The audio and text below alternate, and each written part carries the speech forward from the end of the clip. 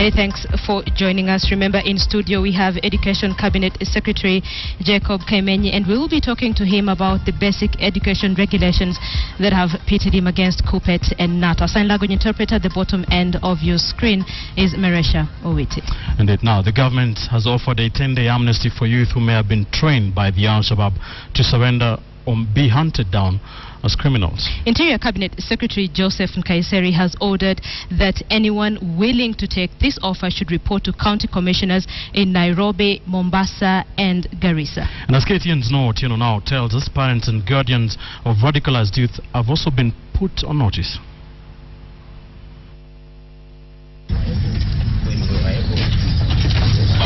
The government, through the Cabinet Secretary for Interior Joseph Nkaiseri, is offering amnesty to youth who may have been misled into joining the Al-Shabaab, hoping that this move will cut down the number of youth already championing the cause of the terror group.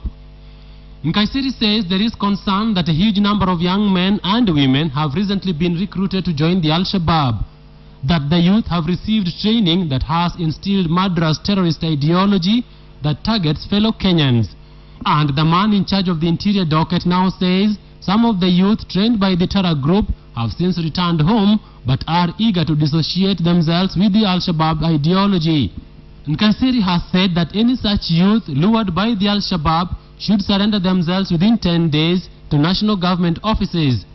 Individuals who hope to take advantage of the amnesty will be required to report to the County Commissioner Nairobi, County Commissioner Mombasa and County Commissioner Garissa, from where they will be given further directions. Such youth may also confidentially report through 0701 632 432 or 0701 632 643 or 0701 632 443 or infoken247@gmail.com. According to the Interior Cabinet Secretary, those who fail to heed to the amnesty call will be treated as criminals living among Kenyans and will face the full force of the law. Parents have also been put on notice in the war against terror. Any parent or guardian whose child has either gone missing, suspects that the child has been radicalized, or suspects the child to have been killed in Somalia is also called upon to report the same.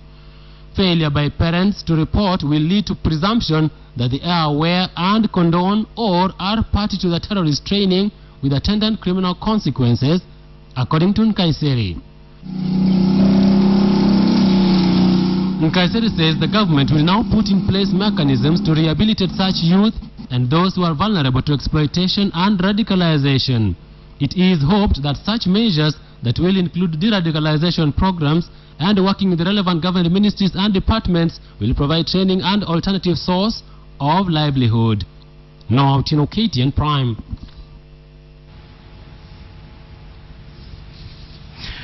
Indeed, no choice lined up in the war against terror, and that is the basis of our big question conversation tonight. We are asking you, do you support the 10-day amnesty offered to radicalized youth? Indeed, that amnesty has been given by Interior CS Joseph Nkaiseri. Let's see how that goes in the coming days. And of course, we'd like to sample your opinions during this bulletin, at the end of this bulletin, just to get your opinion on the top story of the day, this being one of them. So you can tweet us at KTN Kenya, at Linda Ogutu, and at Ben_Kitili. We'll be sampling some of those views during this bulletin. Now, if you are a mother, then can you imagine carrying your baby for 9 months, and when you finally deliver, you're unable to take your bundle of joy home with you? This is the unfortunate situation that one mother finds herself in. Her baby has been detained at the Nakuru War Memorial Hospital since he was born in last December. The reason? She was unable to pay the hospital fee, which has now accumulated to 630,000 shillings. Betty Kello has the details. A handsome baby Jeremy comfortably rests in his mother's tight embrace, probably the safest place he knows. In a week's time, he'll turn 4 months, and according to his mother, Olivia Osidiane, he is a strong boy and should be sitting soon. However, what Olivia and Jeremy have had to endure in the last 4 months is anything but rosy. He was born on the 18th of December 2014 at the Nakuru nursing home, but because of breathing complications, he was transferred to this hospital for treatment. The doctor who was called, the pediatrician now, he called medical. He was told ICU in medical was full. He then called another hospital. So there's no ICU that was available by then. So he called Nakuru War Memorial. There was space in ICU. The baby was also very small, around 2.4 kilos. So actually required intensive care unit services, which we have. According to the hospital, he was given the appropriate medical attention and was ready to be discharged on the 18th of January. However, this never happened, as the medical bill had accrued to 533,000 shillings, money that Olivia and her husband could not raise. I tried running to family and friends looking for funds, and they assisted where they could, but what we gathered was not enough. So it was around 54. That is what now I paid in the hospital. Since then I've tried looking for funds here and there, and in no vain. I could not get any. As of today, the bill stands at 630,000 shillings, meaning that baby Jeremy may unfortunately have to continue staying behind the hospital's walls, most of the time away from his mother. I come in the morning till evening, and then I go home because I also have another child at home. The hospital is in a tight spot because it is a private hospital, and according to the matron, they would incur serious losses if they waived the accrued bills. Ideally, we are not supposed to admit without a deposit of 100,000. With Olivia's maternity leave coming to an end in a few weeks, she says it will be difficult juggling between work and hospital in order to give her baby the much-needed attention. I'm appealing to well-wishers to help me rescue baby Jeremy and bring him home, because on my own, I cannot foot that bill. Betty Kialo, KTN. Definitely not the welcome that baby Jeremy would have expected into this world. We'll continue to keep an eye on that story for you. Now, Education Cabinet Secretary Professor Jacob Kaimenyi is defending recent notice in the Kenya Gazette on the new basic education regulations. Kaimenyi says unions opposing the new rules misunderstood them. The CS says the Teacher Service Commission still has the mandate to discipline teachers, but he is at liberty to ask them to step aside for investigations if he receives a report on misuse of education funds. The newly gazetted basic education regulations have a raft of measures, among them the 6 years minimum age for entry into Class 1, the 8 a.m. start of classes, the 3:30 p.m. end of class sessions, to the 1 hour for co-curricular activities starting at 3:30 p.m. They are new, they are wonderful, they really transform the administration and management of the entire education sector in this country. But it is one measure that gives the Education Cabinet Secretary powers over school heads that has generated a storm. This is not going to be tenable, and as KUPPET we are not going to accept it. An attempt by the Jubilee administration to try and micromanage the running and administration of schools. According to the Kenya Union of Post-Primary Education Teachers, KUPPET, the powers include sacking of school heads over improprieties. KUPPET has given Professor Kaimenyi 7 days to withdraw the Gazette notice or face a strike when schools reopen next month. La si hivyo atakutana na nguvu yote ya walimu nchini Kenya. On the ground, school heads are also weighing in on the matter. If it was the CS employing me directly, not through the TSC, then again it's okay. But then here is a case whereby the employer is different, then the one that wants to give me some duties is different. If we allow him to appoint the head teachers, tomorrow he'll be appointing class teachers. After that he'll be appointing the games masters in schools. The minister is chewing more than he can swallow. The Kenya National Union of Teachers has asked teachers to ignore the new regulation. But Professor Kaimenyi says those opposed to the new measures got it all wrong. He says the responsibility of disciplining teachers still lies with the Teachers Service Commission. Even in the wisdom of BOM, they report to me through their audit process that a certain teacher is misappropriating public funds. I am at liberty to tell that teacher, step aside. Step aside so that investigations can be done. When the investigations are done in tandem with the policy of this country, my responsibility is to forward the same to TSC, which is the disciplining authority. The Cabinet Secretary defended the gazettement of the regulations, saying the ministry sought advice from the Attorney General and consulted stakeholders. This is not my decision alone. It's a decision by stakeholders.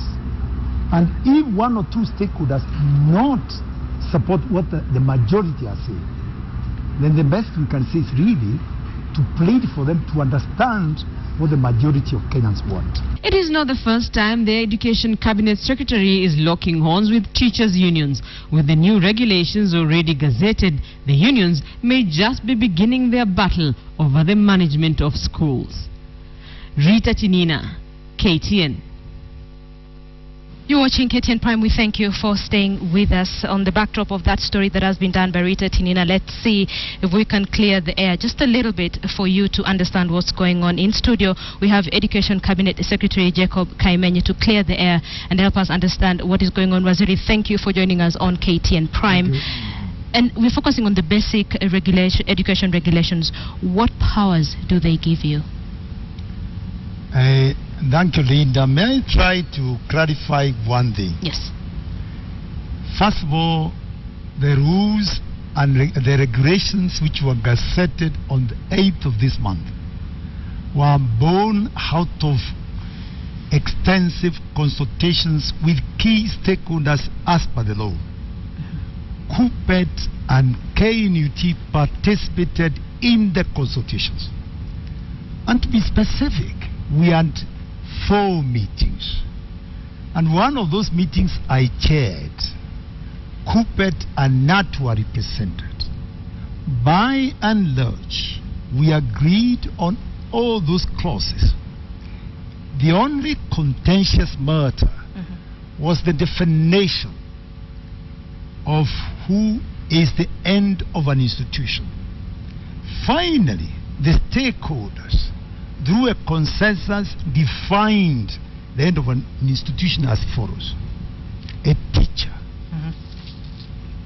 a head teacher, a principal of a basic education institution, note, appointed by TSC, not the minister, and exercising delegated authority of the minister as the accounting officer. Okay. I hope that is very clear. Therefore, indeed, I'm not taking any powers at all. If you read section 5 or number 5 of these rules, it is also very clear. The principals or head teachers shall be appointed by TSC, which is a constitutional commission. Therefore, there is no violation at all of the Constitution. And what it goes on to say is that if it is established, not the word established, there is impropriety by the head teacher or the principal leader of the institution, the accounting officer, then what I'm supposed to do is to withdraw the agency or the delegated authority of that principal as the accounting officer, report this matter to TSC, which will appoint another teacher and initiate the process of disciplining the teacher who is an employee of Teachers Service Commission. Okay, let me ask a question. So assuming there's a report of a misappropriation, misimpropriety, yes, why can this case go directly to TSC? It cannot go directly because if you look at section 53 of the Education Act, it is very clear. The overall responsibility of management of basic education institutions is vested in the minister. If you look at number 2 of that section, 53.2, it says the minister can delegate its authority of management of institutions to an individual, to a body, to an institution, to an agency, which I've done. And there's nothing wrong with that. Okay, so I'm going to ask a direct question. Article 237, Teacher Service Commission, of course this is in the Constitution. It mandates the TSC to recruit, deploy, remunerate, promote and discipline all registered teachers in public schools. Waziri, what you're telling me is the regulation does not go against the Constitution that is how of it Kenya. Is. And indeed, if I want to emphasize, Linda, TSC was not created as an independent commission to create difficulties in the provision of quality education services in the country. If anything, it's complementary.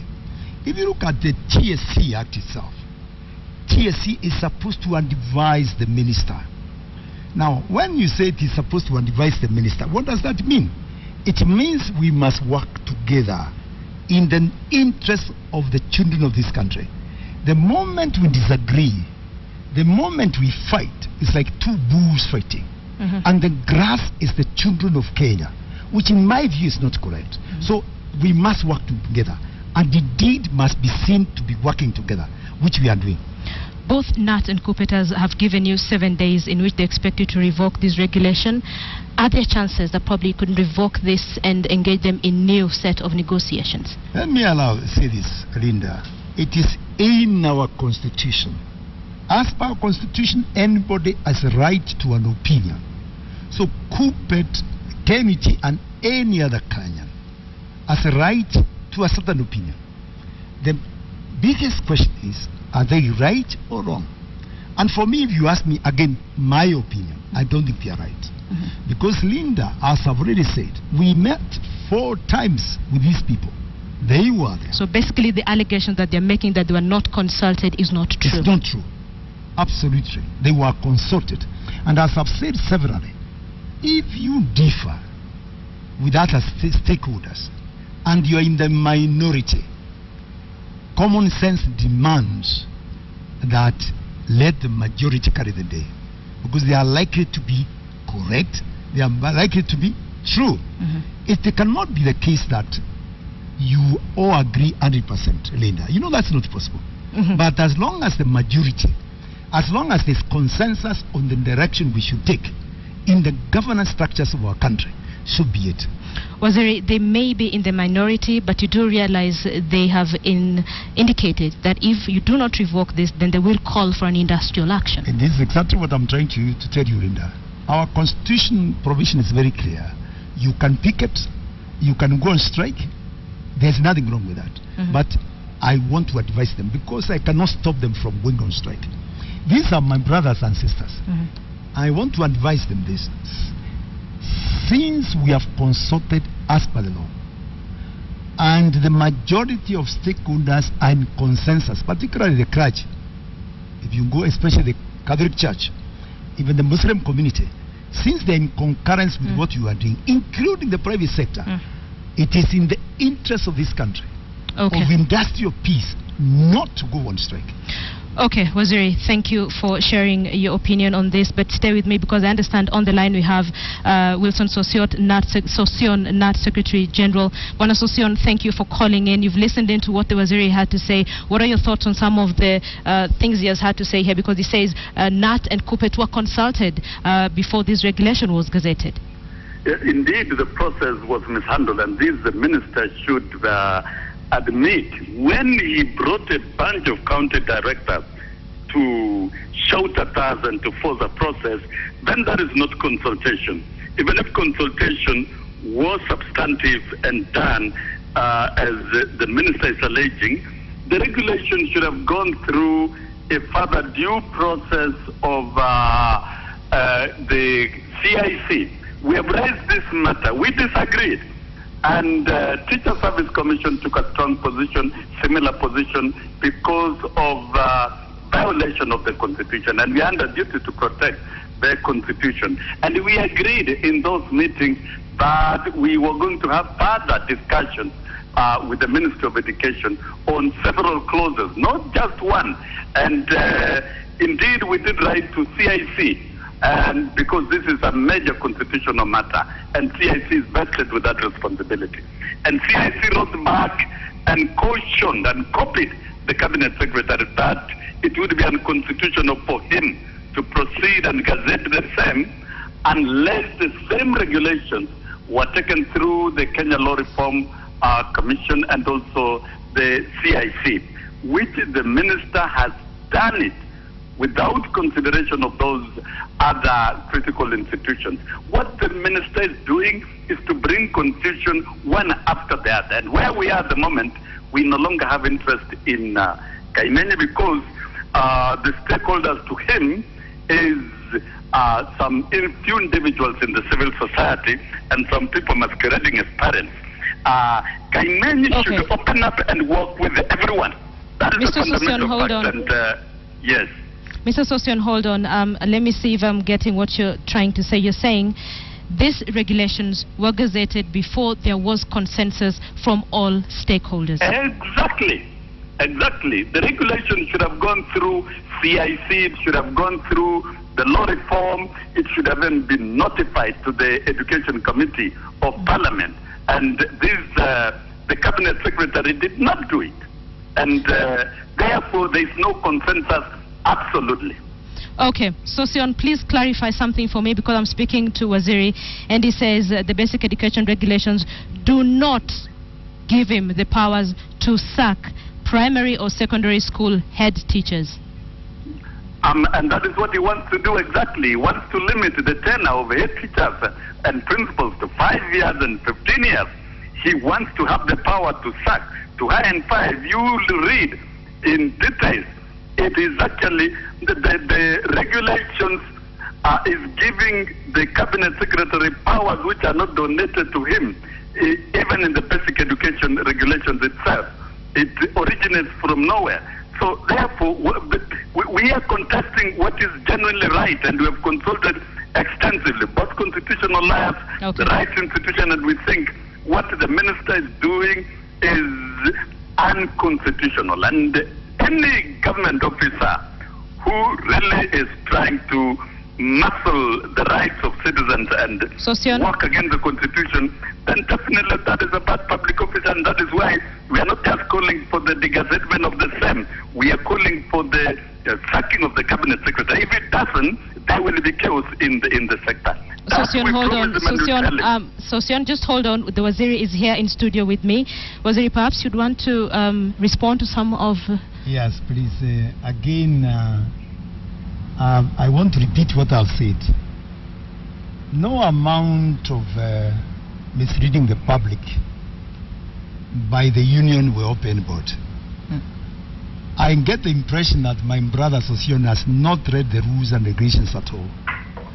A few minutes ago, I talked about the Education Act, and I talked about Section 53, and I said our powers to delegate. That is not in dispute. I said the regulations define who is a head of an institution, and as per that definition, it's very clear that the appointing authority of principals is not the minister. I've also talked about, and I hope he was listening, if you look at number 5 of the rules and regulations, very clear again, the end of the institution is the principal, is the end of teacher appointed by Teacher Service Commission. It is very clear. And I want to say that there is no confusion at all in the ministry.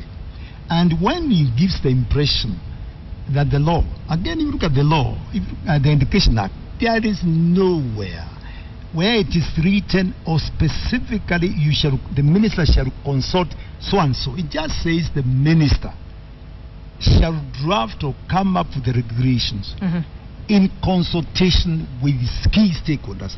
Mark the word is key. Key stakeholders. To the best of my knowledge, some of the key stakeholders he's talking about, they are not necessarily key. He talked about CIC. He talked about the Law Reform Commission. There's nothing like that. And I can tell you, what we have done is that we have consulted the principal legal advisor of our national government. The Attorney General. Attorney General, who has given us the green light to proceed and gazette the rules. Why is that done? Because he must make sure that we are not in violation of the Constitution. Okay. Anyway, thank you. Waziri, thank you so much. Education Cabinet Secretary Joseph Nkaimenyi shedding some light on basic education regulations. And of course on phone we had NAT Secretary General Wilson Sossion. Thank you so much for having this conversation with us to help us understand what the regulations are all about. Let's see how this pans out in the coming days. Now, remember Liz, the teenager who was attacked and repeatedly raped in June 2013? Her case sparked widespread outcry and protest after police ordered some of the alleged attackers to cut grass at the police compound as punishment. More than 1.3 million people signed a petition demanding for the prosecution of the attackers. In the Justice for Liz campaign yesterday, Busia Chief Magistrate Margaret Wambani sentenced 3 of the 6 teenagers accused of the gang rape to 22 years in prison. But is this really justice for Liz? Tingolo Village, Butula, Busia County. Today, a headline in the Standard has undivided attention. Finally, justice for Liz as teens jailed for rape. It reads, April the 13th, Busia Chief Magistrate Margaret Wambani sentenced 3 of the 6 teenagers accused of gang raping a then 16-year-old Liz to 22 years in prison, jail for 15 years in the first count of gang rape, and 7 years each in the second count for grievous harm. Godfrey Oduri, Liz's uncle, tells us that Liz and her family no longer live here. The scars, living in fear of the suspects, and the memories proved too much to bear. Tungekuwa tumeshasika huyo mtoto kwa sababu tulikuwa tumeshindwa hata vile tunaweza tibu yeye. It's not just him. The millions of people who rallied behind her welcome it. The civil society also lauded the sentence. These boys deserved a more harsh sentence.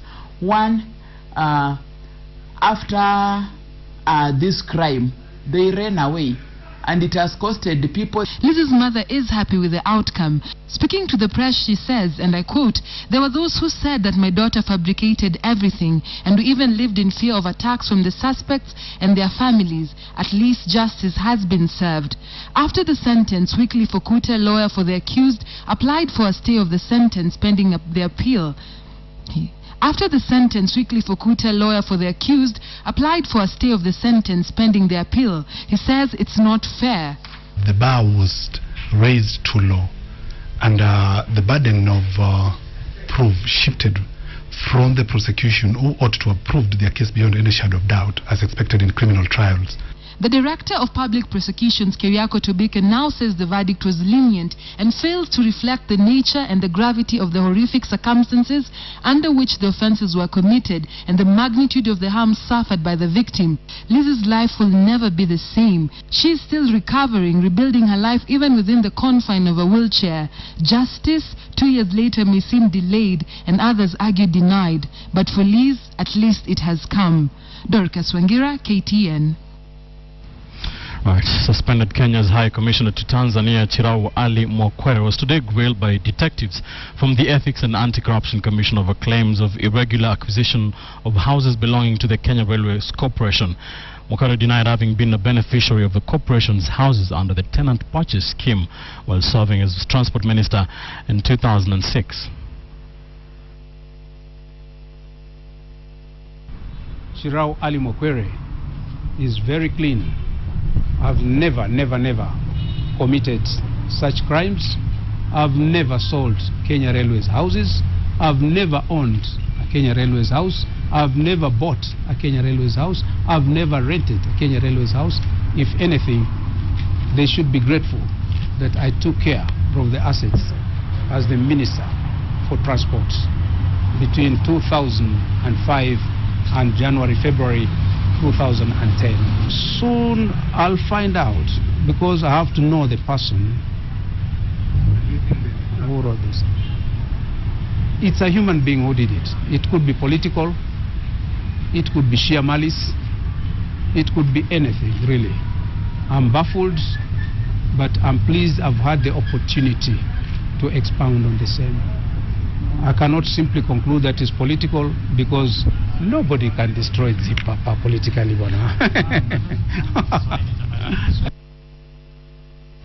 Nairobi Nairobi and Turkana counties will receive the largest share of the 291 billion shillings to be given to 47 counties in the next financial year. This will be the third time the two counties will be bagging the highest share of allocation. Nairobi will get 19.9 billion shillings, about 8.5 billion shillings more than what it got in the last allocation. Turkana County will get 10.8 billion shillings, up from the 9.1 billion that the county received in the current financial year.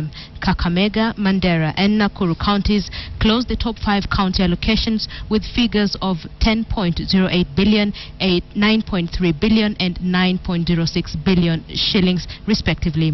The least allocations will go to the counties of Lamu, Isiolo, Elgeyo Marakwet, Taita and Tharaka Nithi, with the 5 counties getting an average of 3.5 billion shillings each.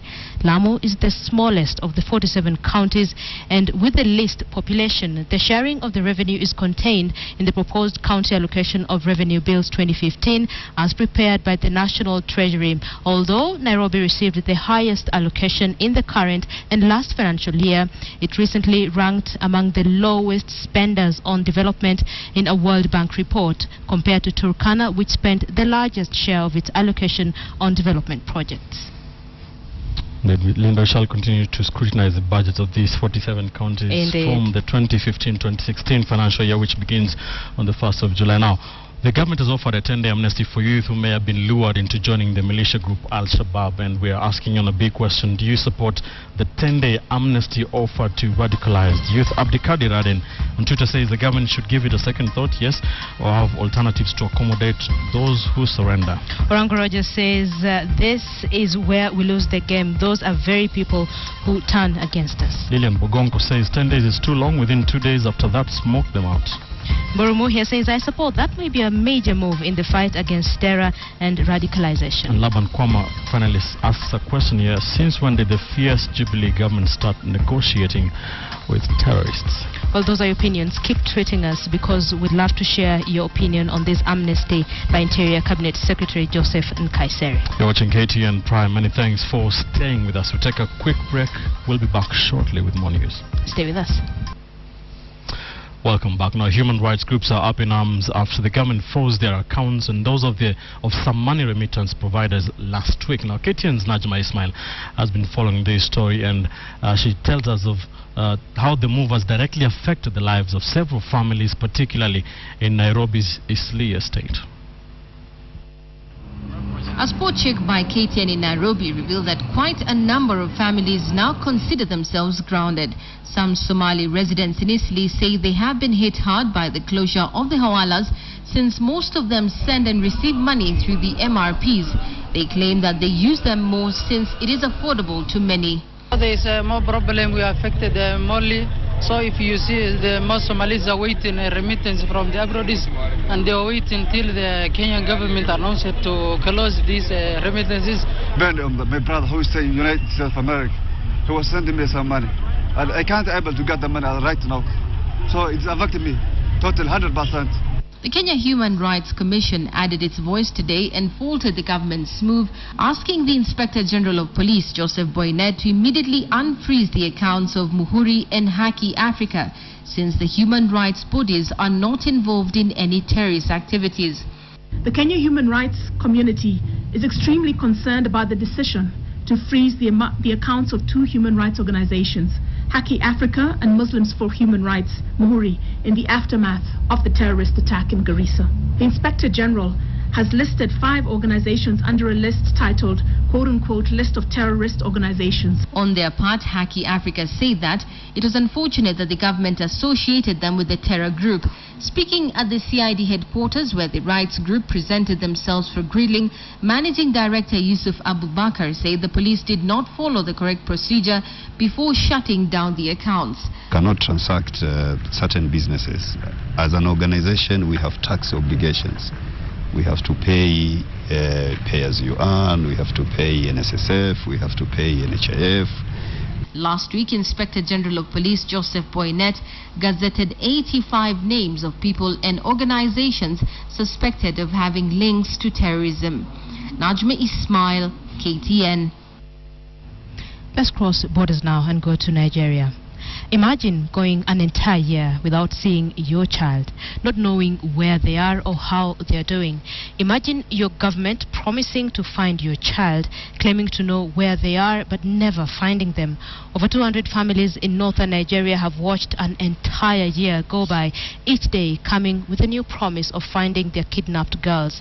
It has been a year since a militant insurgent group, Boko Haram, kidnapped over 200 girls from a boarding school in Chibok, Nigeria. And as Edith Kimani now reports, the families are asking the terrorists, their government, and anyone who cares to listen for one thing: bring back our girls. It has been a year since over 200 families, some of whom are gathered here, saw their children. In the dead of the night, the militant insurgent group Boko Haram attacked a school in the north of Nigeria, kidnapping close to 300 girls. A year after the kidnappings, no one can say much. Bring back our girls now and alive! The banners carrying a now familiar tagline speak for the families gathered here, the pain painted fresh on their faces. In the year that the girls have been missing, the Boko Haram has received global attention, but so has the campaign to return the girls. And what happened in Nigeria was not an isolated incident. It is a story we see every day as girls around the world risk their lives to pursue their ambitions. But the campaign has yielded little in results. And it is not just the global campaign that has fallen short. The Nigerian government has, in the 1 year the girls have been under Boko Haram, implemented curfews, declared a state of emergency, and even delayed the national elections in an effort to find the girls and quash the group. None of these efforts have borne fruit. Unfortunately, the Nigerian families are not the first victims of this kind of attack. The Boko Haram, whose name loosely translates to Western education is forbidden, have destroyed multiple schools as a way to eliminate what they perceive to be Western ideals. This ideology is shared by the Taliban, who in 2012 shot Nobel laureate Malala Yousafzai in the face for speaking out for universal education. That same year, a self-proclaimed Al-Qaeda operative shot and killed 7 people outside a Jewish school in Toulouse, in France. Just 4 months ago, on December 16, 2014, the Taliban again struck, this time in an elementary school in Peshawar, Pakistan, killing 145 people, majority of them children. Kenya experienced a similar fate a fortnight ago when 4 gunmen killed 148 people at the Garissa University College. And just today, the Al-Shabaab killed 6 people when they attacked Somalia's education offices in Mogadishu. The University of Maryland's Global Terrorism Database reveals just how popular school attacks have become with terror groups over the years. The perceived reasons behind the increased attacks on schools are varied, including the theory that these groups use horrific attacks to garner worldwide attention. For these Nigerian families, however, the reasons behind why their girls were taken are secondary. For a year, they have spoken the same language, and today, as another day wears on, they ask for the only thing they have been asking all year long: bring back our girls. Edith Kimani, KTN. 1 whole year on, Linda. Can you believe it? Indeed, the hopes of many of those parents are vested in the President-elect Buhari. He said he will find a way of bringing them back. We hope he will. So, you're watching KTN Prime, and on our big question tonight, we asked you if you support the 10-day amnesty offered to radicalized youth. Maron on Twitter says, yes, it's a good idea whose time has come in the fight against terrorism. Alindi Hezi says it shows how confused security docket is. Waiting for youth to report to commissioners is like waiting for a ship at the airport. Orango Rogers disagrees. He says, I don't support the idea. We are doing more harm to ourselves than good. Debbie says, let the radicalized youth be rehabilitated and only be given amnesty if they pass the government programs. Many thanks for staying with us here. We take another quick break, after which we'll be, Joy Doreen Bida will be bringing you the latest in business, including the weakening of the Kenya shilling in recent weeks. Good evening and welcome to KTN Business. I'm Joy Doreen Bira. The Central Bank of Kenya has given a strong indication of intervening to cushion the shilling against foreign exchange pressure. This follows the weakening of the shilling to a 3-year low of 93 shillings and 15 cents buying and 93 shillings and 33 cents selling against the dollar, keen to avoid the missteps of 2011 when the shilling spiraled to an all-time low of 107 shillings against the greenback. In a statement to newsrooms, the central bank said it was closely monitoring developments in the foreign exchange market, adding that it would continue to use monetary policy tools to deal with any volatility. CBK has in the past sold dollars to protect the shilling currency as well as regularly mopping up excess liquidity in the market. The central bank has over the years also maintained that it only intervenes to contain volatility, not necessarily supporting any targeted exchange rate. CBK now says the current weakening of the shilling is a reflection of a strong dollar in the global market, coupled with an elevated but seasonal demand for foreign exchange from the local corporate sector witnessed at this time of year. And it will now cost you 86 shillings and 49 cents to buy 1 litre of super petrol starting midnight, 11 cents cheaper than yesterday. This is thanks to the Energy Regulatory Commission, which has announced the latest price review for April.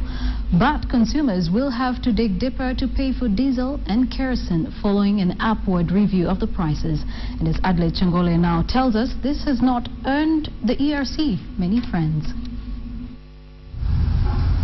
On the 14th day of every month, the Energy Regulatory Commission releases the new maximum pump prices the marketers can charge for every litre of fuel. And every month, consumers hold their breath, anticipating the worst. The moment the crude oil price goes up, it's immediate.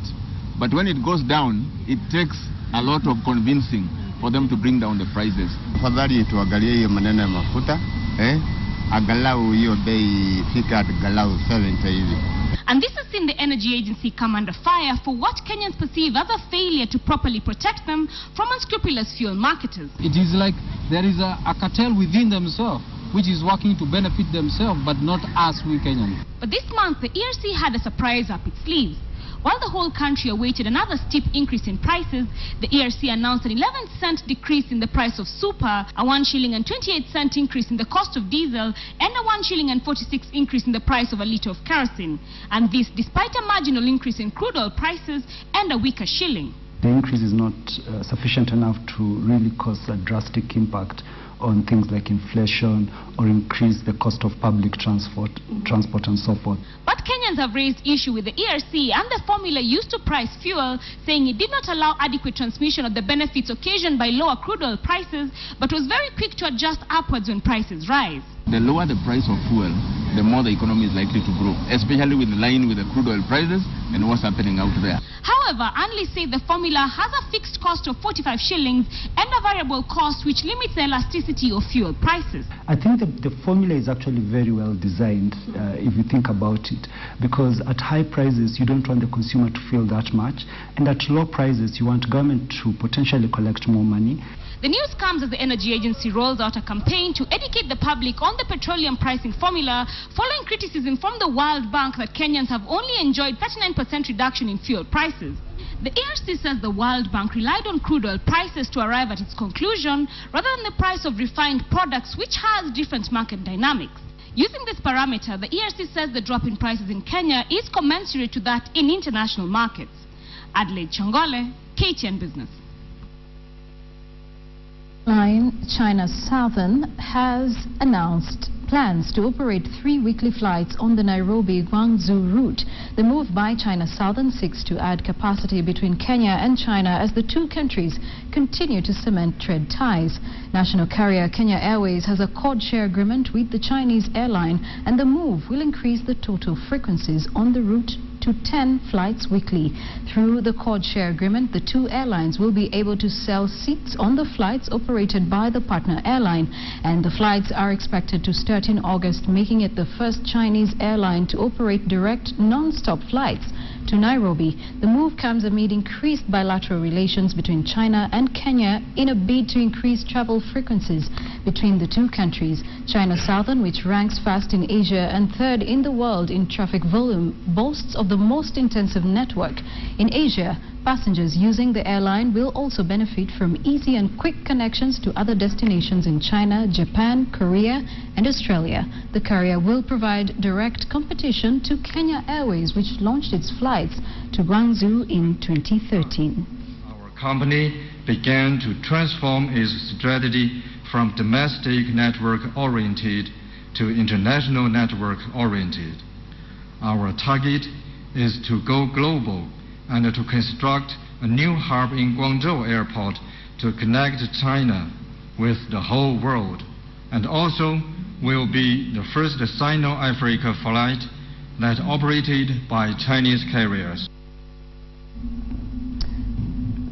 And Kenya's move to establish 4 nuclear power plants by 2031 is an undertaking that could lift the country's profile as regional manufacturing hub in Africa. This ambitious plan might, however, not take off if Kenya doesn't get the right pool of financiers as well as public goodwill and political support for the project's demands. KTN's Abiagina sat down with the chairman of the Kenya Nuclear Energy Board and brings us this story. Nuclear power has been termed as the big energy solution that will transform Africa. And Kenya is by all means working to join the ranks of countries that have successfully deployed their nuclear plants within Africa. We are still looking at 2023 to 2025. According to Uchilo Ayako, Kenya is on course in its quest to develop nuclear energy, with capacity building and feasibility studies being in top gear. We have people in Korea, we have people in the US, and sooner than later we'll have people in Slovak training, so that when we are ready to deploy, we have trained personnel, because that is what guarantees the safety. Although the Nuclear Energy Board is optimistic of a smooth takeoff, there are outstanding issues around financing that could dim the prospects of the venture. Presently, there have been no commitments regarding the financing component of the proposed nuclear plants. On average, a nuclear power plant would cost upwards of $9 billion, a figure that could prove daunting to Kenya's nuclear quest. The Ministry of Energy currently allocates 300 million shillings to the Nuclear Energy Board to facilitate training and carrying out feasibility studies. The board has been unable to fast-track its development plan owing to poor funding. Technology is challenging, but others who have used it are growing by leaps and bounds. What about us? That's why we are taking that route. For now, going the nuclear route remains a hard sell for Kenya, as funding forms a critical part of the project. A lot of lobbying on the global stage might just perhaps convince international investors to consider sinking in billions in this venture that seeks to power Africa. Abiagina, KTN Business, reporting from Diani in South Coast. Thanks, Abiagina, reporting there from South Coast. And that brings us to the end of our bulletin tonight. That is for business. But Lynn Washira is coming up next with KTN Sports. I'm Joy Doreen Bira. Good night. A very good evening and a warm welcome to tonight's edition of KTN Sports. I'm Lynn Washira. Well, athletes under the suspended Volare Sports Management have vowed to continue working with the suspended manager until they receive an official communication from Athletics Kenya, Athletics governing body, probably later this week. Speaking at a press briefing in Eldoret, Professional Athletes Association of Kenya Chairman Wilson Kipsang insisted that the athletes will continue working with the managers because they have a contract binding them.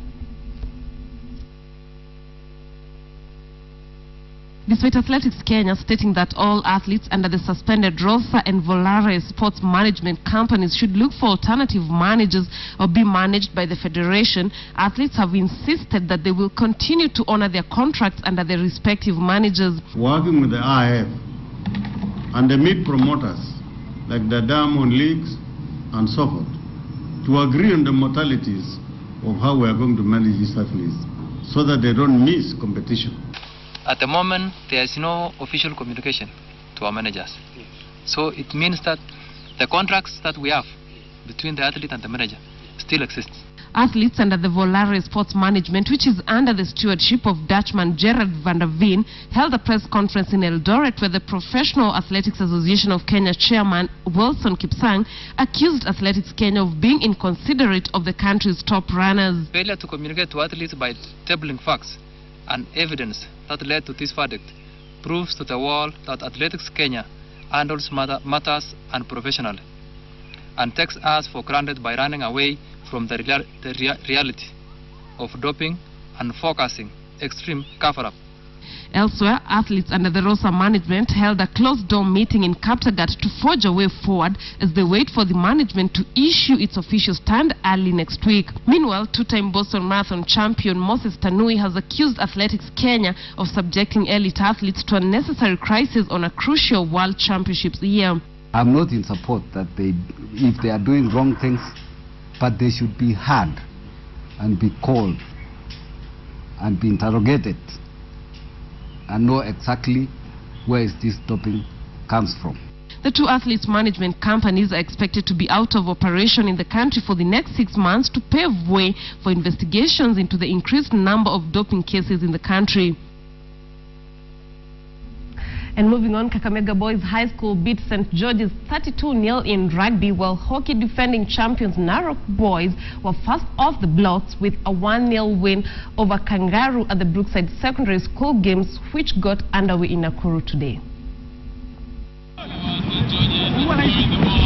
Kakamega High School whitewashed St. George's of Coastal Region in Rugby 15s to make a formidable start in the Brookside National Secondary School Term 1 games that kicked off at Nakuru Boys High School. Kakamega led 12-0 at the break through tries by Peter Amokonye and Peter Okumu, with Ayub Makuto converting. Joseph Ngeu and Augustine Kitililu were also on the try-scoring party for Kakamega, with Ayub Makuto converting for a final 32-0 scoreline. In tomorrow's tie, Simoto of Mau take on Maseno at 9 a.m. as Laser Hill Academy face Alliance. Elsewhere, Kapkole Girls of Mau Region wallop Moi Girls of Nairobi 3-0 in hockey to make a perfect start. Sharon Jepkosgei sounded the boards in the 39th minute, with Winnie Chepkoril and Winnie Jepkoril also beating Moi Girls custodian Natasha Otieno with 2 quick goals. Defending champions Narok Boys of Mau Region were made to struggle before securing a 1-0 win over Kangaroo Boys. In boys basketball, St. George's of Coastal Region smashed Menengai High School of 58-42 in a match that the winners led in all the quarters. Team Kathungi from Highlands defeated Kapenguria Boys of Nzoia 69-25.